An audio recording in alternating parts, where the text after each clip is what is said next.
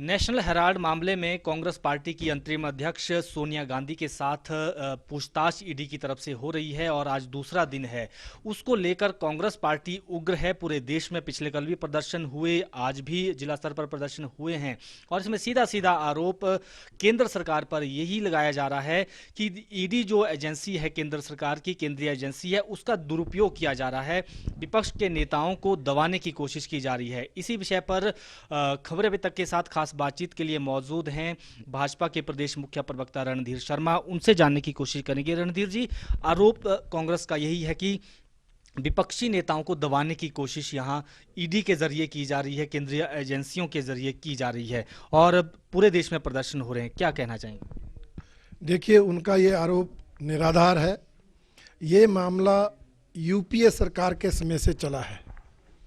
उसी समय संज्ञान लिया गया था और कोर्ट ने माना था कि ये जो नेशनल हेराल्ड मामला है, जिसमें कांग्रेस पार्टी से नेशनल हेराल्ड के ट्रस्ट को 90 करोड़ रुपए लिया गया और बाद में ये कर्जा माफ़ किया गया, इस मामले में भ्रष्टाचार दिखता है, प्राइमरी फेसी भ्रष्टाचार का केस बनता है, ये कोर्ट ने कहा था और उसमें से इन्फोर्समेंट डायरेक्टोरेट इसकी छानबीन कर रहा है और उसी मामले में अब पूछताछ हो रही है।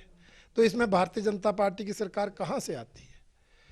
अपने पर्दों, अपने काले कारनामों पर पर्दा डालने का प्रयास है और मैं तो समझता हूँ उनके धरने प्रदर्शन उल्टा चोर कोतवाल को डांटे वाली कहावत को चरितार्थ कर रहे हैं।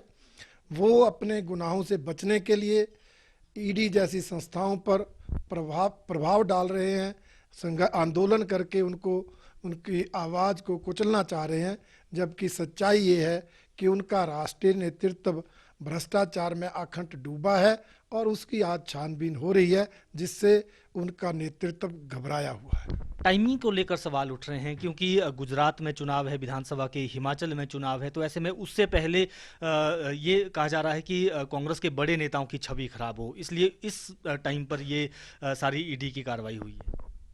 देखिए, अगर उस दृष्टि से करना होता तो हम आगामी लोकसभा चुनाव से पहले करते, जब पूरे देश में चुनाव हो रहा होता। ये 2 स्टेट तो बीजेपी के हैं, बीजेपी के रहेंगे। इन चुनावों को प्रभावित करने के लिए थोड़ी हम करेंगे। ये टाइमिंग कोई सरकार तय नहीं करती, ये इन्फोर्समेंट डायरेक्टोरेट ने अपने हिसाब से टाइमिंग तय किया है और अपने हिसाब से पूछताछ कर रहे हैं। इसका भारतीय जनता पार्टी की सरकार से कोई लेना देना नहीं है। कांग्रेस नेता ये भी कह रहे हैं कि महंगाई, बेरोजगारी, ये सारे मुद्दे हैं देश में, उनसे ध्यान हटाने के लिए कांग्रेस के नेताओं को घसीटा जा रहा है, उनके ऊपर ईडी की कार्रवाई हो रही है ताकि इन मुद्दों पर चर्चा ना हो। उनको किसने रोका कि वो इन मुद्दों पर चर्चा ना करें? वो खुद ही इन मुद्दों पर चर्चा करने की बजाय जो है वो बेवजह धरना प्रदर्शन कर रहे हैं। इन मुद्दों में जान ही नहीं है। आज महंगाई, बेरोजगारी कोई ऐसे मुद्दे नहीं है जिसके कारण हमारी सरकार दोषी हो या डिफेंसिव हो।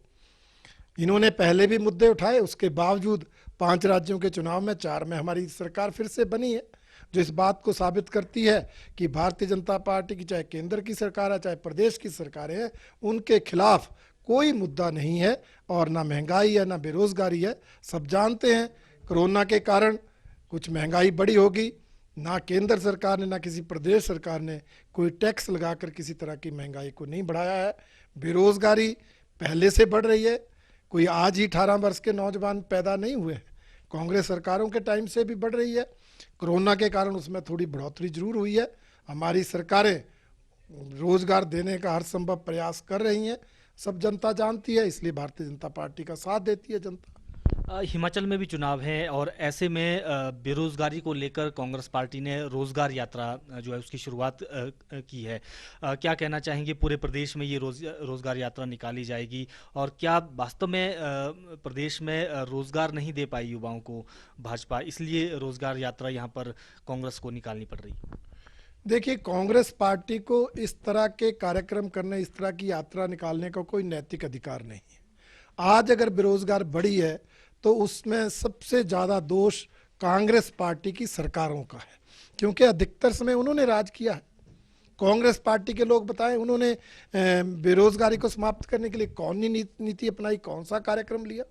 ये तो मैं समझता हूँ कोई रोजगार यात्रा नहीं है, ये तो वोट यात्रा है। वो बेरोजगारों को अपनी ओर आकर्षित करने का एक प्रयास है जिसमें वो कभी सफल नहीं होंगे।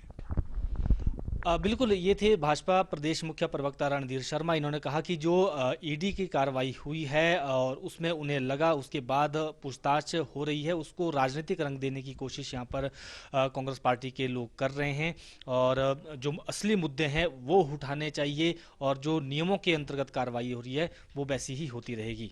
वीडियो जर्नलिस्ट सुभाष शर्मा के साथ प्रदीप ठाकुर, शिमला।